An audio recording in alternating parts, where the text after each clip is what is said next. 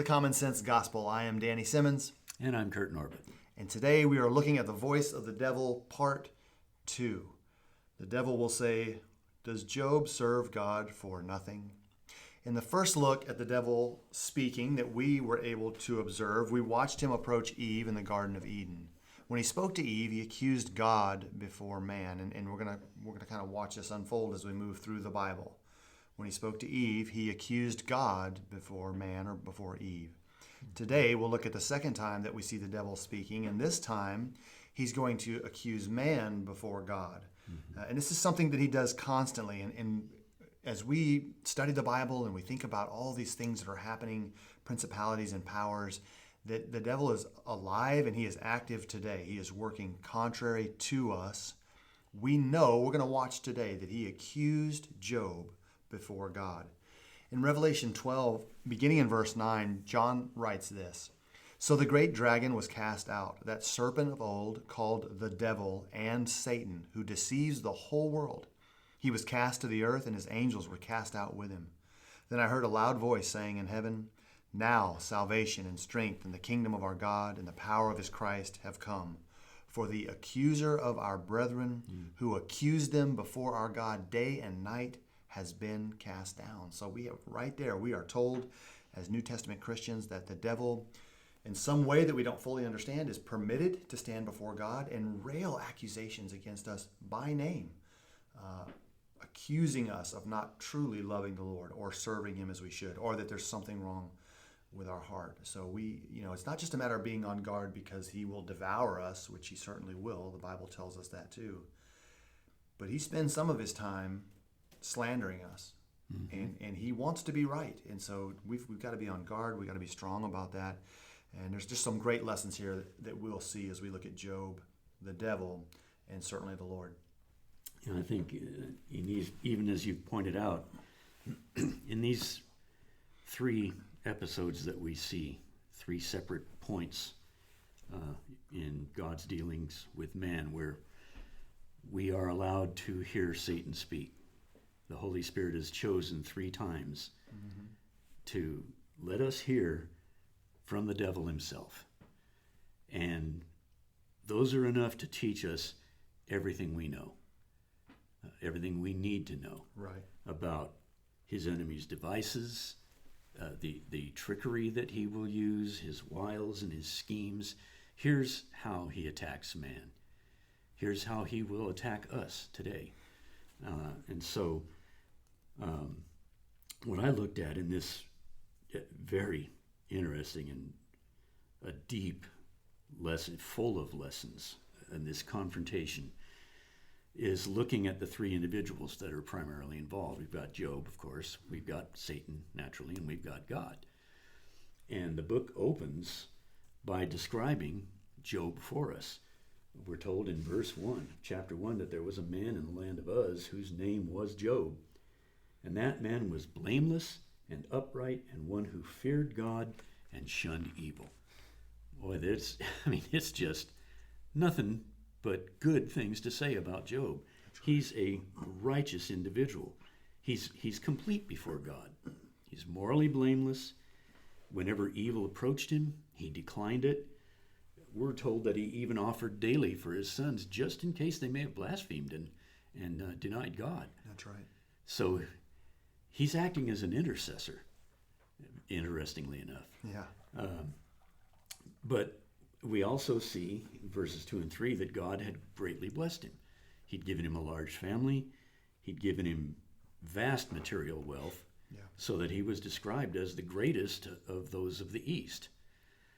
And so, based on who Job was and what he had demonstrated to God, when this confrontation begins, he gives us his estimation of Job in verse 8 of chapter 1.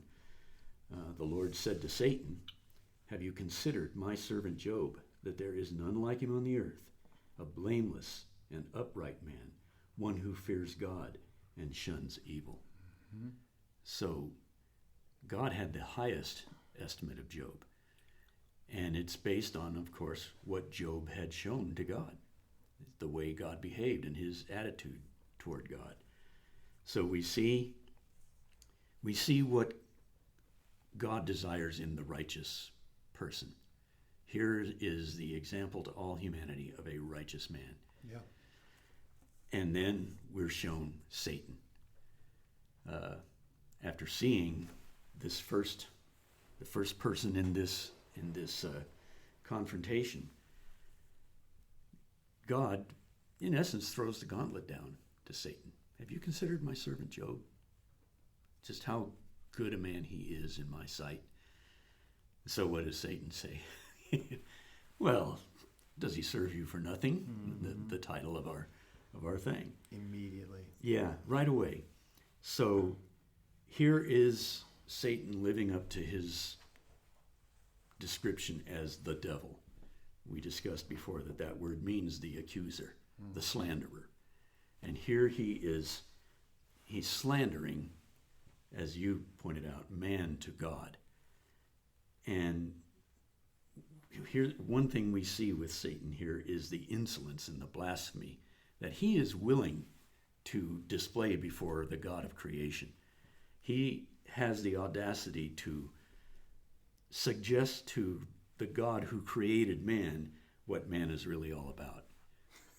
Did you know this, God? You know, he only does this because he's selfish. Yeah. You made him rich, so naturally he's going to serve you. Yeah.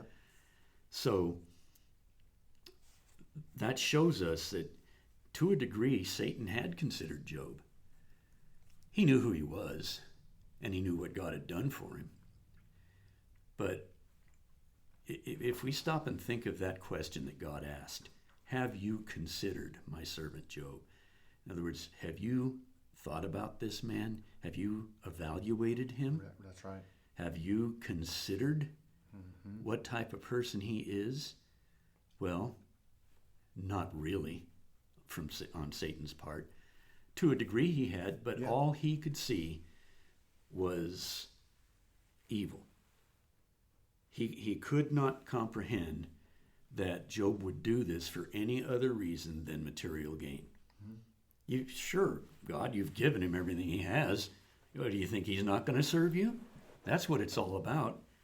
And so that really is the heart of Satan's accusation. He's serving you out of selfishness, his own self-being.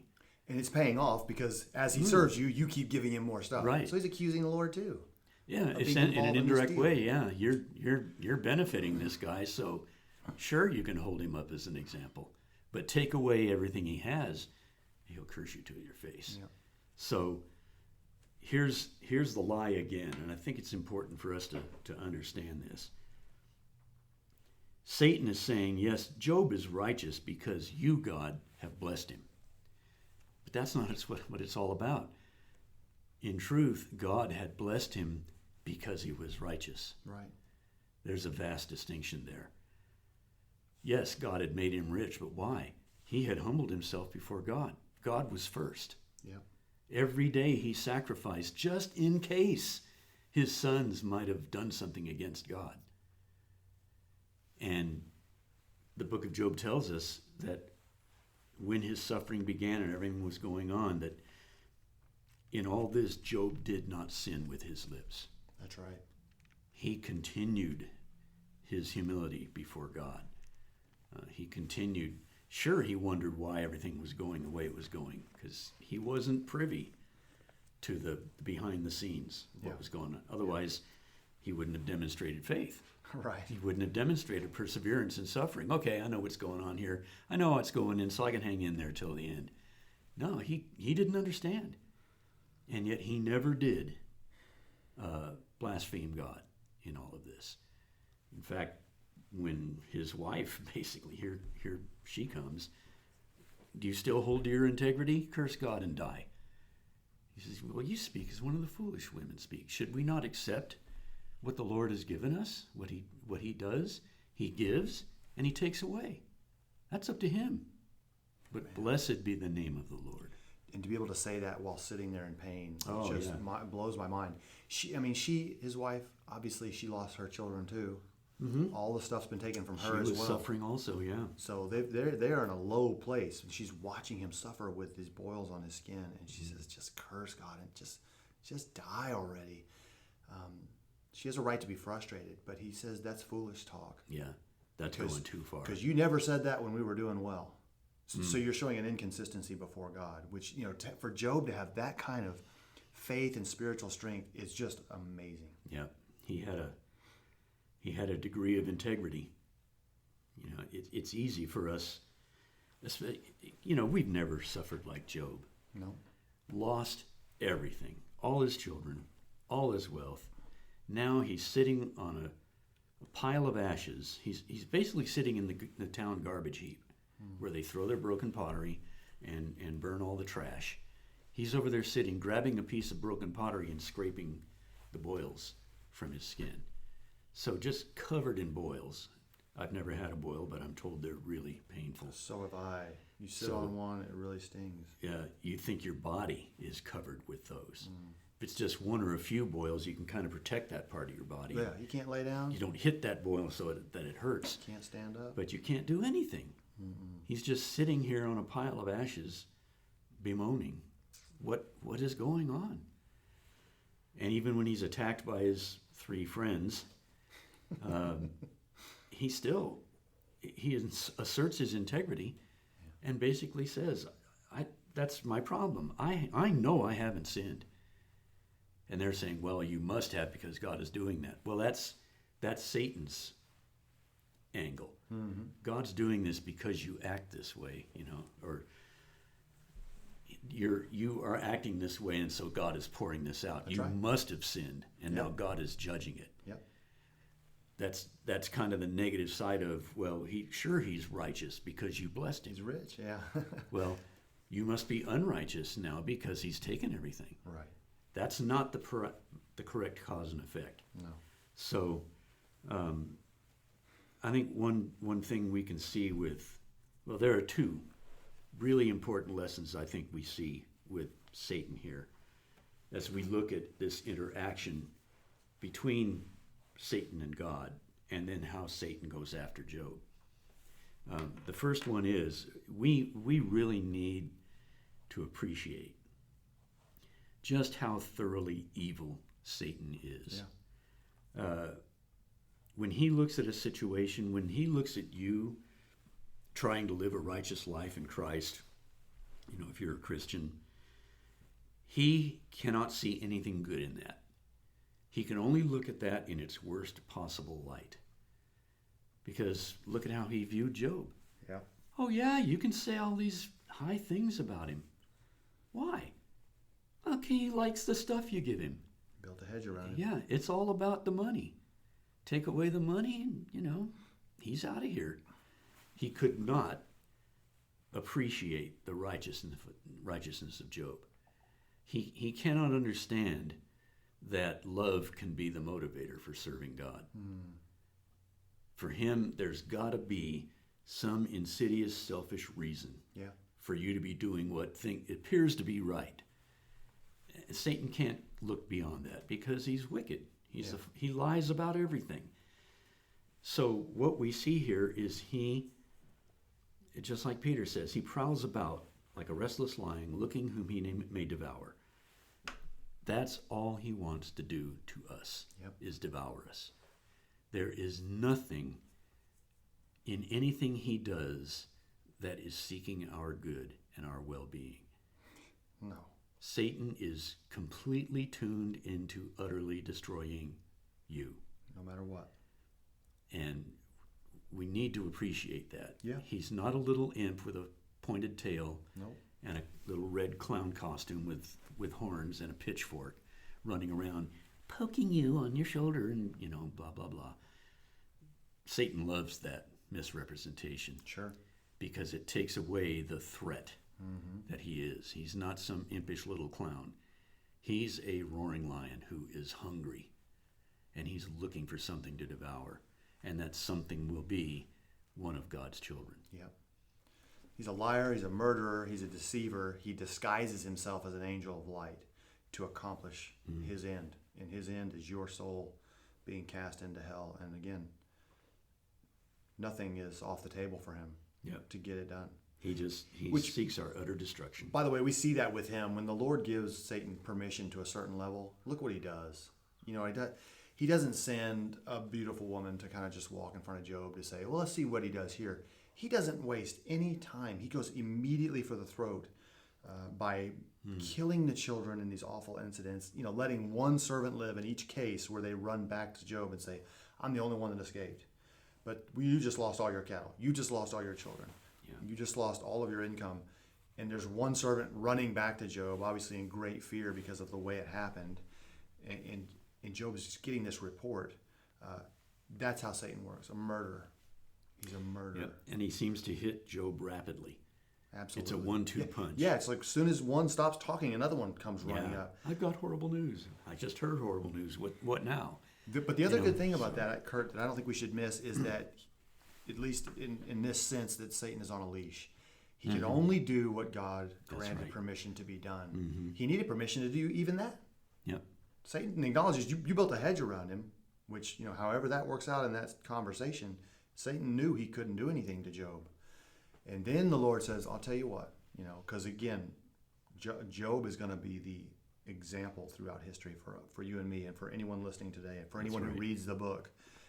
These events took place in this man's life, and he stood up for the Lord, not knowing what was happening. He didn't read the book and then say, okay, let's start chapter 1. It happened event by event for him. Mm-hmm.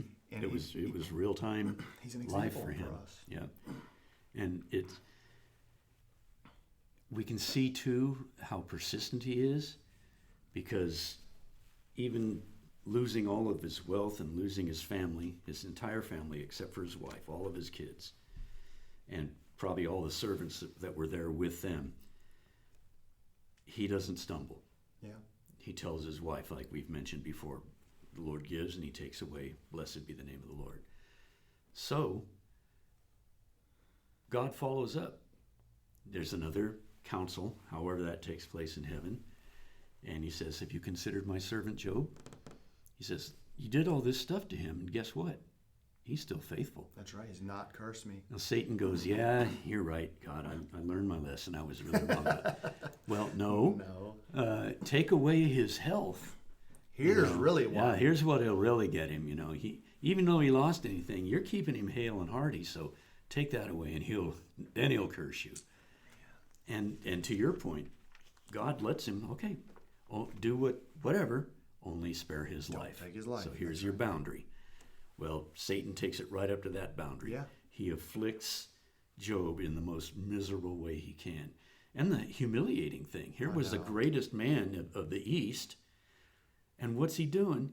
He's sitting in the town garbage dump, scraping boils off his skin. Broken, sick. Yeah, utterly broken man. Hanging on the verge of death for days. So he's humiliated. His 3 friends come to see him. They spend a week in utter silence, just commiserating with him, mourning for him. They don't even say anything. Yeah, so they're devastated by what they see. Mm-hmm. And then they speak up, and they really don't add much to his comfort. So Satan's using them too to go after Job. Yeah, and he'll do that. Trying to get him to break, and yet he doesn't. So Satan does everything he can. But like you said, it is reassuring God sets the boundaries of what can be done. Right. Thing is, we don't know where those boundaries are. And when we experience suffering, it's easy to lose sight of what is happening. Yeah. Because we're bound up in our suffering. That's what's happening to me right now, and it occupies our attention. And it makes it more difficult to look beyond that and to remind ourselves, God is in control of this. Whatever's happening, I don't understand. But I know he's doing it for the right reason. And we're going to touch on that here with Job in a minute. But it's amazing. There's that confidence. So there's boundaries that God sets in our life. But we have boundaries we set too, right? So you and I would say, here's how far I'm willing to go. Right. But those are not going to be the boundaries the Lord sets. And he's not going to let anything come upon us, any temptation come upon us that we can't bear. That we can't bear. 1 Corinthians 10:13. Mm-hmm. He will provide a way of escape from the temptation to step into sin. So I think that's consistent with Job. There's a way of escape because the test is, will he curse God? And so he has a way of escape. Don't curse God. Yeah. Continue to believe in him, who he is, the way you always have, because the Lord does not change. Something's changing with you, and it's very real and very painful, but God does not change. And as you said, God's going to hold him up now through the rest of human history. Yes. It's a great example for every human being who ever has the privilege of reading about it. Yeah, and that's a great lesson. But I mentioned there are two things we can learn about Satan here. One we've already discussed, that how utterly malicious and wicked and evil and hateful he is toward man, and especially the people of God. But another really important lesson that I think the world, and sometimes we lose sight of this also, is that Satan here demonstrates his ignorance of Job's heart. He cannot read our thoughts. He does not know the heart of man. Only God does that. That's right. God's domain. Satan can't do that because he can't see who Job really is. He has not considered Job. He can't consider Job completely. He cannot accurately come to a conclusion of, okay, here's who this guy is. All he can see is evil motives. Yeah. And that's all he assigns to Job. He saw the same thing the Lord did, but like you said, his conclusion is evil. It's got to be selfishness. He's doing this for himself so he can get greater wealth. He can't compute that, oh no, maybe he truly loves the Lord. So that's an excellent point, that he cannot know our heart individually, and he cannot read our minds. Yep. God can. God is greater than our hearts, Yep. John tells us. Yeah, because he said, here's what evil says. Man only serves God for gain. But what the Bible shows us and what God respects and what he accepts is that the righteous serve because they love and trust God. Yeah. And Satan cannot appreciate, he can't understand that. Love means nothing to him because there is no love in him. He doesn't know what love is. No. He is only filled with hate. So he does two things: take away your wealth or his wealth and he'll curse you. And God says, okay, go ahead and do that. But Job doesn't curse him. Satan's wrong. So Satan says, okay, now this time take away his health. And God says, okay, go ahead and do that. Just, you can't kill him. Well, Job still doesn't curse him. Wrong again. Satan cannot see who we really are. Now he can watch us, and being a spiritual being, he doesn't have to sleep, so he'll watch us as long as he needs to. Yeah. He'll listen to what we say. Because as you've pointed out in some past sermons, it's out of the abundance of the heart that the man speaks. Yep. So he'll listen to what I say and he'll learn what my heart is like. Mm-hmm. And he'll say, there's a weak point. I got him. I can start attacking that. But he can't read my mind and know what my thoughts and my motives are. That's right. And that's an excellent point. Yeah. Sometimes we give him too much credit. He Yeah. can't do that. He was wrong about what he thought about Job because he doesn't know his heart. But God does. That's an excellent point. And we don't want to give him more credit than he deserves. Right. But as you pointed out, he can observe. He did it with Job because the Lord says, have you considered? And he goes, yeah, he's got this. So he has been watching Job. But his conclusion about Job was incorrect because he's still trying to figure out why Job is behaving. There has to be an evil source to it. Mm-hmm. And that's where his reasoning is broken down with Job. And it should be with us. Yeah, Satan is an incredibly dangerous foe. He is a spiritual being much more powerful than we are. Mm-hmm. We cannot match wits with him. No. We can't outlast him. But he's not all powerful. No. Only God. We can resist him. All-powerful and all-knowing. Yes, and James tells us that. And he'll flee. Yep. Submit to God, resist the devil, and he'll flee from you. That's right. Draw near to God, and he will draw near to you. So, if he were all-powerful, we would not be able to resist him. That's right. But we can with the power of God behind us. Yep. And he'll flee. Now, it doesn't mean he'll stay away. He fled from Jesus when Jesus said, it is written. Yeah. And rebuked his temptations, but for a more convenient time. Yeah. And we can see numerous instances, I believe, all through the Gospels in the life of Jesus, where Satan tried different avenues of attack. Even when he was on the cross, Satan never gave up attacking Jesus. He was just a lot more subtle about it because the frontal attack didn't Yeah, work during that's right. the temptation. So we've looked at Job and we've looked at Satan. What about God in all of this? That's a great question. It's easy to kind of maybe cast a little aspersion on God. Why is God allowing this? Yeah, most of us do. This is really kind of cruel. What, does he enjoy watching Job suffer and watching him twist in the wind like this? I will submit that God here is shown as the defender of man. He's the one who's got our back. Because as you pointed out in the introduction, it was in the garden that Satan deceived man about God. Now he's trying to deceive God about man, but he can't do it because God knows man. We're told Jesus knew man and what was in him, so he didn't entrust himself to them. Yeah. God is our creator. He knows what we are and who we are and what our motives are. And we see Job believing in God. I am of the conclusion that God believed in Job in this book. Look at what God does. Absolutely. He challenges Satan with this man. Have you considered my servant Job? He is confident enough in Job to hold him up as an example to Satan. Here's what a righteous man is. And in doing that, he has held him up before all of mankind for all of time. Here's what a righteous man is. He set his word before the devil in the midst of the sons of God, and that's all riding on what Job does. Yep. It's incredible. It is incredible. But God had that kind of confidence in Job. Man. Why? Because of the way Job lived his life. Sure. And God Same knew his thing with heart. Abraham. God accounted him righteous. Why? Because he exhibited tremendous faith in God. Yeah. Leave your home and go to this place that I'll show you. Well, I don't know where I'm going or what it's like, but okay, I'll go. Go sacrifice the son that you love on that mountain. Well, okay, I don't get that either, but that's what the Lord wants. Yeah. It's that kind of a life of humble submission to God and living in his righteous ways that God sees. And Yeah. when he sees that that is your consistent manner of life, he has confidence in you. And so based on that, we can have confidence in him. Yeah. He's got our back, and we know that now. I love that.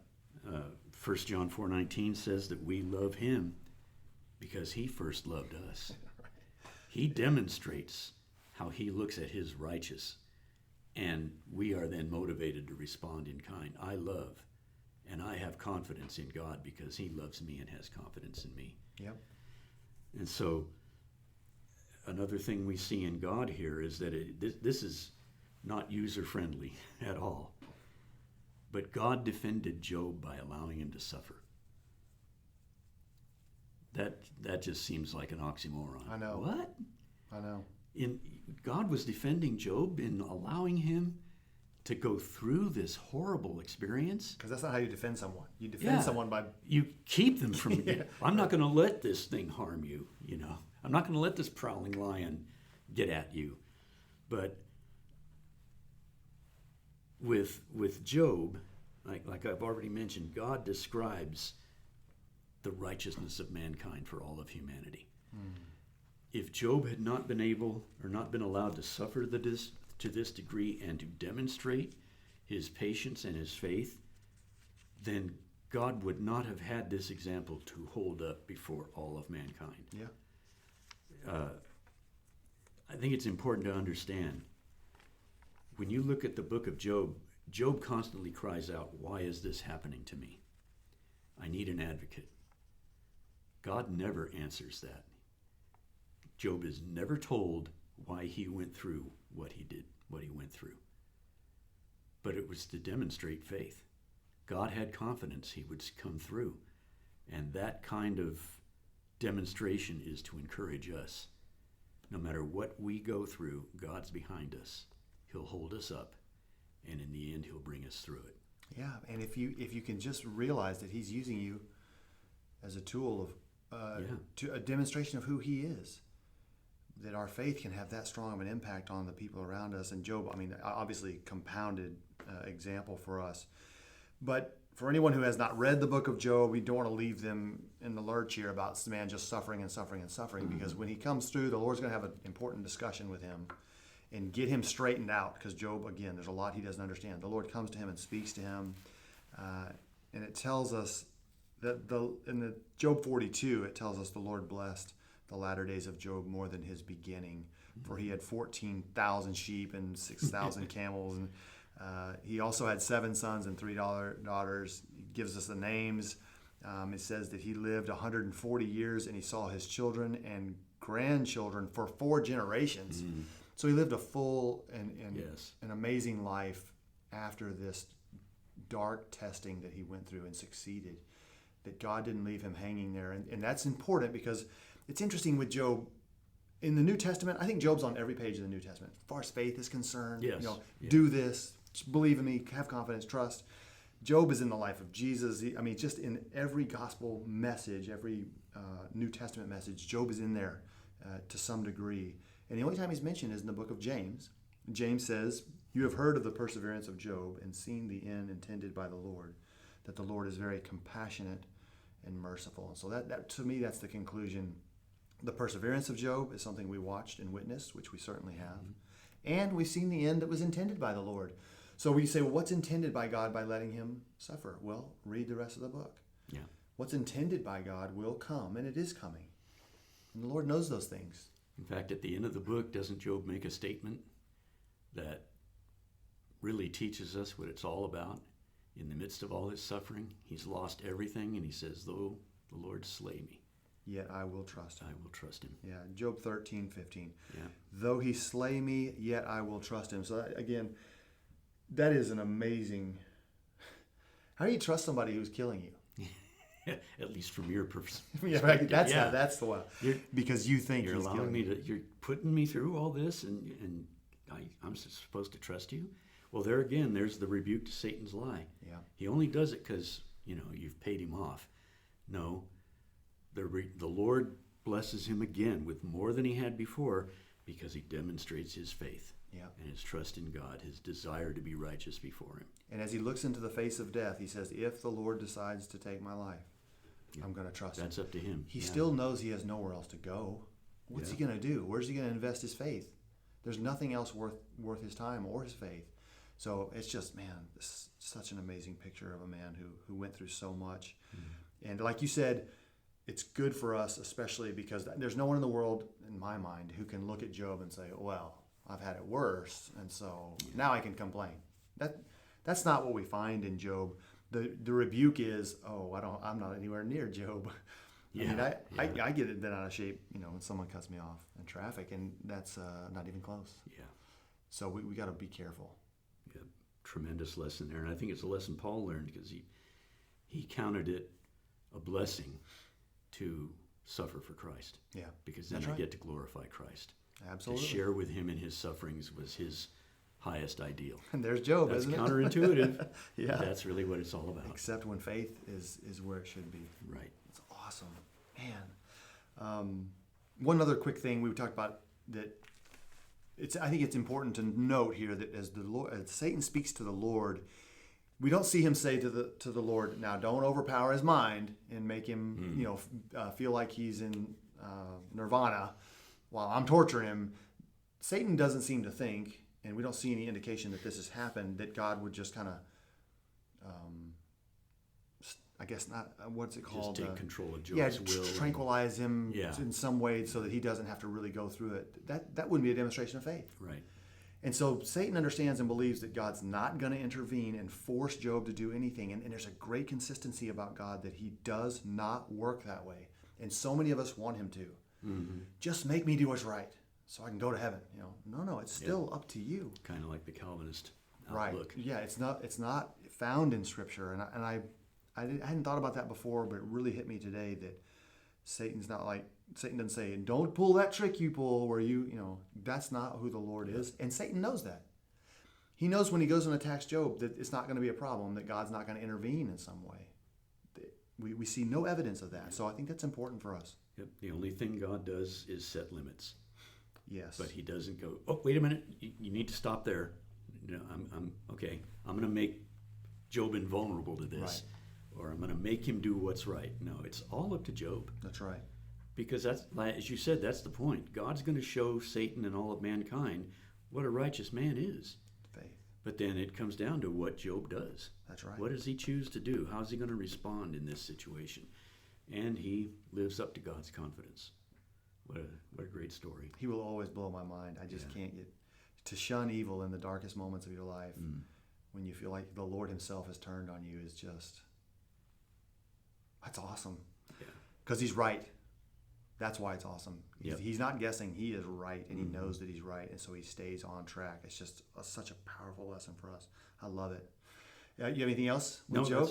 That's all. I mean, Good, there's a 'cause lot more we could. The book of Job is just. I know.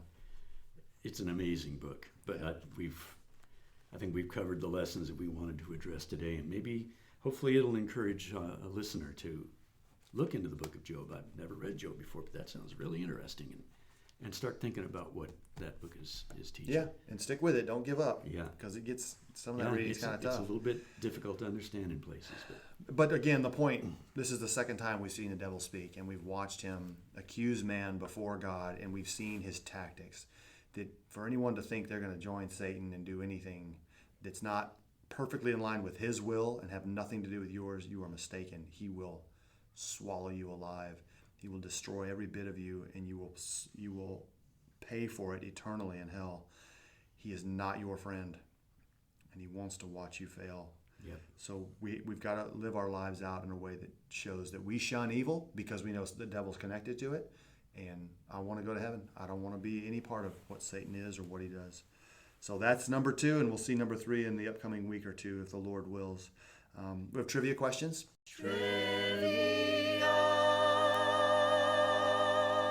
Sweet trivia. So let me ask mine first. Okay. You're I'm so chomping excited. at the bit Yeah, right here. I'm really Okay. excited because I just read from James 5:11. So I'm going to go to James 5:13, and let me give you the beginning of what it says. Okay. It's kind of fill in the blank kind of thing. Okay. Wow.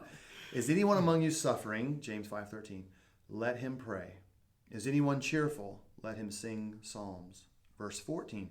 Is anyone among you sick? Let him do what? Call for the elders. Yes, and what are they going to do? Let them pray and anoint him with oil. Nice, very good. Call for the elders of the church and let them pray over him, anointing him with oil in the name of the Lord. James 5:14. That's very good. It's such an interesting passage. It is. Because we don't hear about that. It's very that thought-provoking. happening in the church, and yet it absolutely can. Mm-hmm. And it doesn't say that, well, the elders need to run over there and pour oil on his head. No, it says he should request that the elders. Yeah. So this would be up to the individual who's sick. Mm-hmm. Very interesting picture. And I'm convinced. If someone called for the elders, our elders that we have here at the Northwest Church, they'd be right there. There's no doubt. They'd be there as soon as they could be there to offer help in whatever is needed. But there, in that sense, I think it's a spiritual application that individual realizes they're spiritually ill, they need help. They call on the elders, and the elders are right there. Yeah. Well, and he's going to tell us in just a few more verses, the prayer of a righteous man avails much. Yeah. So use it. Yep. It's awesome. Yep. What's your first one for me? My first one is that there are 2 individuals that we're told of in the gospel who testified about the infant Jesus when Joseph and Mary brought him to the temple to consecrate him, dedicate him to the Lord. Who were those 2 people?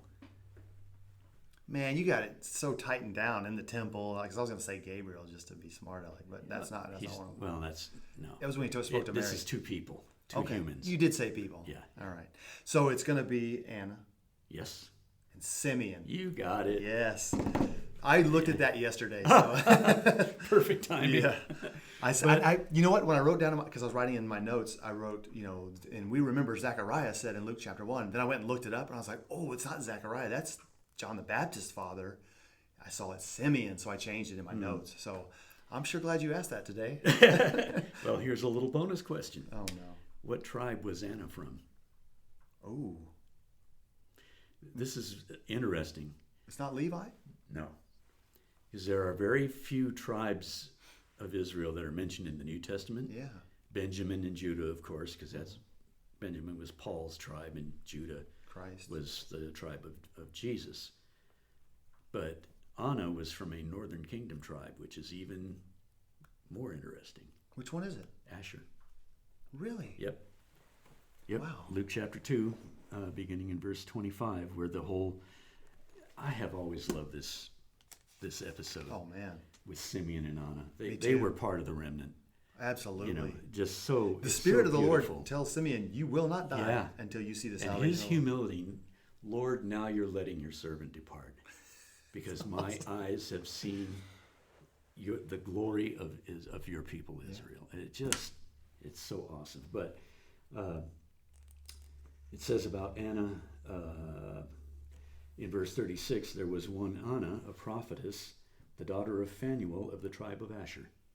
She was of great age and had lived with a husband 7 years from her virginity. So, here are two humble servants of the Lord, Simeon, an old man that God had given a great promise to. You're going to get to see the Messiah.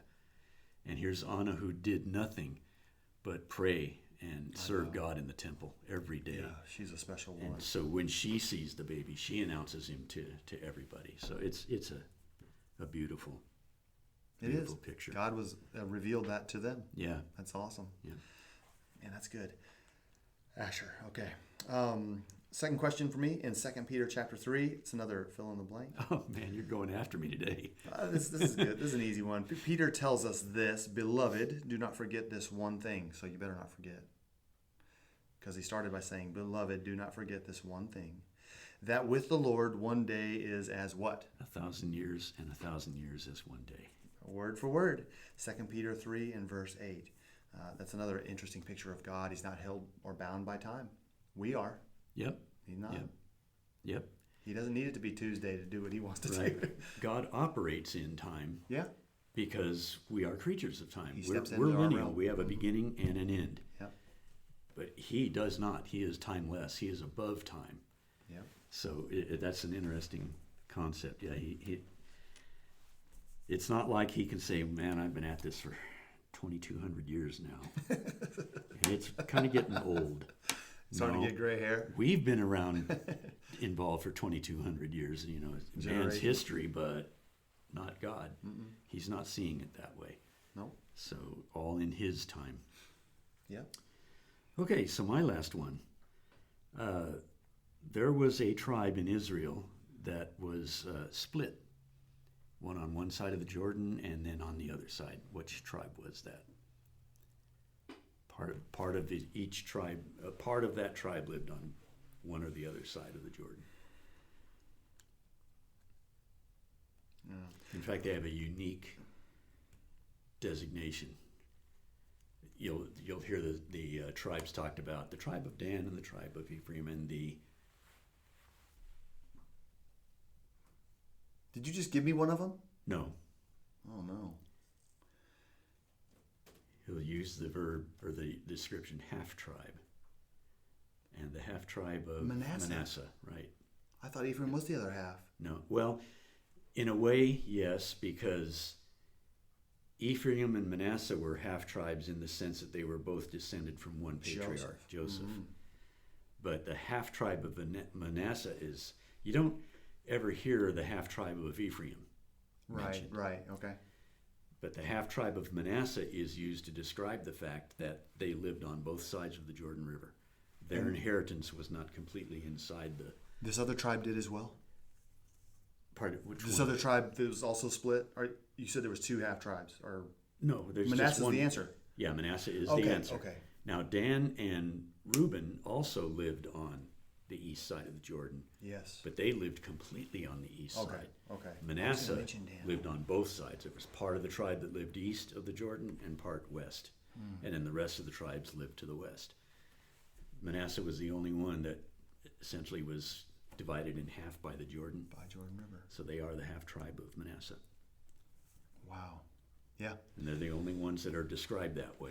You never read about the half-tribe of them, or, Simeon kind of got blended in, so the 1/5 tribe of Simeon down there in Judah. No. No. That's And the tribe of Dan got messed up in Judges when yes. they had to marry women from another tribe. I didn't know, but I think geographically you were saying Yeah, they were it was split. geographic. Manasseh. Okay. That's good, man. That's a good question because that is not my forte. I probably I could have been clearer on the question. No, That that's might good. have helped you get it a little better. Spoon feed me like a little child. No. But if you'd thought about it for a while, you'd know it was Manasseh. Yeah.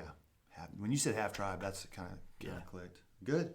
Well, we hope you guys did well as you were listening and were able to listen to the questions and think about the trivia that we had.